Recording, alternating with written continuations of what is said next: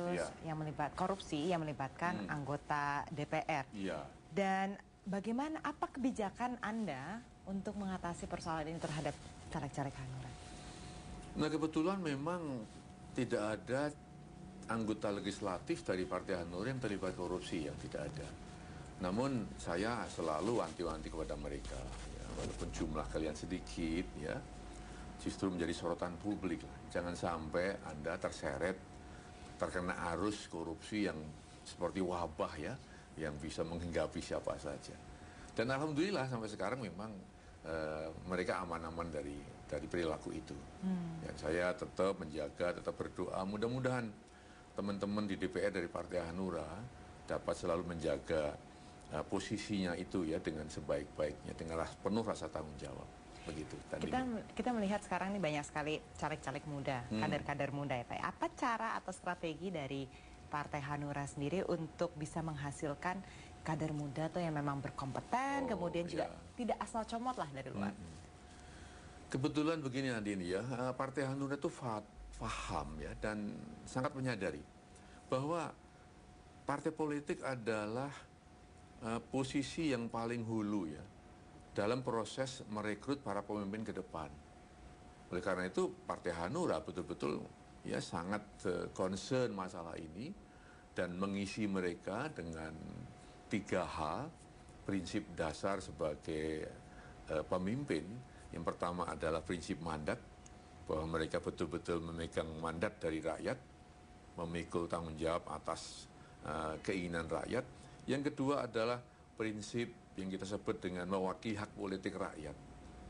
Rakyat itu kan punya hak politik, itu diwakilkan ke mereka. Dan mereka hati-hati ini karena mendapatkan mandat dari ribuan bahkan jutaan rakyat yang mewakilkan hak politik kepada mereka. Yang ketiga, yang tidak kalah pentingnya adalah prinsip akuntabilitas. Prinsip tanggung jawab kepada yang memberi mandat. Ya, jangan kemudian seenaknya sendiri. Apa yang dilakukan sebenarnya merupakan representasi dari rakyat. Nah, itu saya terus sampaikan kepada mereka sehingga lambat laun mereka paham bahwa mereka itu abdi rakyat, pelayan rakyat, ya, bukan justru menjadi raja-raja kecil di antara rakyat. Gitu. Ya. Kita melihat kondisinya saat ini, ya Pak, ya, banyak saat partai-partai saat mereka mengajukan nama-nama caleg itu banyak yang asal ambil, kemudian juga kita tidak tahu latar belakang calegnya. Nah, apakah ini Anda melihat sebagai ketua umum partai, apakah ini tanda-tanda ketidaksiapan sebuah partai, dan mungkinkah ini terjadi di dalam Hanura juga? Kebetulan memang ada kecenderungan seperti itu pasti, ya. Hanya memang pada saat kami menyusun caleg dari Partai Hanura, kami mendapatkan penggabungan dari 10 partai politik, Andini. Pada saat itu juga kami mendapatkan gabungan dari beberapa ormas yang punya potensial atau katakanlah memiliki kader potensial. Sehingga dengan adanya penggabungan 10 partai politik yang tidak lolos parliamentary threshold di tahun lalu, kami benar-benar kebanjiran calon yang cukup potensial. Sehingga kesulitan kami bukan kesulitan mencari kader, kesulitan bagaimana memilih kader yang begitu banyak sehingga mendapatkan yang pas, ya, Pak, ya? Begitu. Nah, alhamdulillah memang kami bisa memilih 560 kader, ya, untuk tingkat pusat yang saya anggap memang sudah hasil seleksi yang cukup prima, walaupun tentu saya menyadari bahwa tidak ada sesuatu yang sempurna, ya. Pasti ada di sana sini, ya, kita katakanlah kelemahan, ya, dalam proses itu. Kita melihat Hanura ada Pak Wiranto yang memang sudah politisi senior, kemudian banyak sekali juga politisi muda, dan memang tidak bisa dipungkiri nantinya akan ada transisi itu, Pak, regenerasi akan terjadi. Nah, bagaimana jika nanti ini tidak dapat disangka peranan Anda akan digantikan, ya, orang-orang yang muda ini? Bagaimana Bapak bisa melihat ini atau menanggapi, ya, kenyataan inilah nantinya ke depannya? Begini, ya, jadi kalau kita berbicara regenerasi, ya, pasti sesuatu yang tidak terelakkan, ya.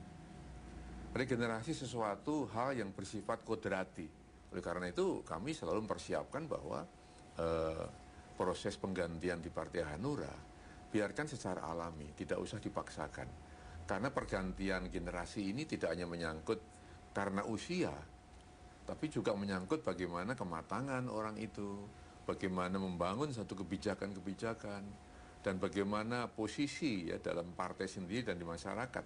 Tapi yang terpenting Andini, bahwa saya membangun partai ini menjadi satu organisasi politik yang modern ya. Setelah saya bangun, bukan kemudian saya haki menjadi milik pribadi saya. Dengan demikian maka tidak ada politik dinasti di Partai Hanura. Ya, buktinya memang sampai sekarang saya juga tidak menempatkan keluarga saya menjadi pengurus partai, menjadi caleg. Dengan demikian nanti akan ada proses regenerasi yang berorientasi kepada kualitas. Melihat regenerasi, kemudian berbicara Hanura, Wiranto ini kan seperti telapak tangan dan kiri ya Pak ya. Selalu menyatu. Bagaimana nanti Hanura bisa lebih melepaskan keterikatan figur seorang Bapak Wiranto ini dengan Hanura yang sudah terlanjur menyatu dengan kuat ini lah Pak. Betul, memang tidak bisa kita hindari ya hal itu terjadi karena Wiranto ada sebelum Hanura ada ya. Wiranto dikenal oleh publik sebelum Hanura dikenal oleh publik, dan realitasnya pada awal-awal pembentukan partai ini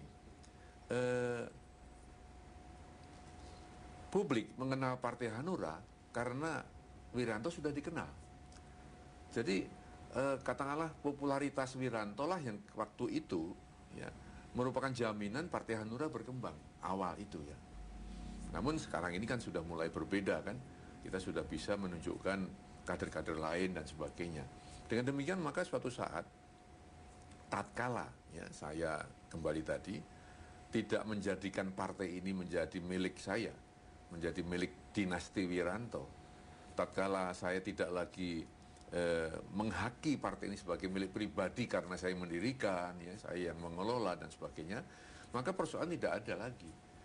Artinya setelah itu nanti, ya, pada saatnya tentu saya berpisah secara fisik dengan partai, walaupun secara psikologis dan historis tentu tidak seperti itu.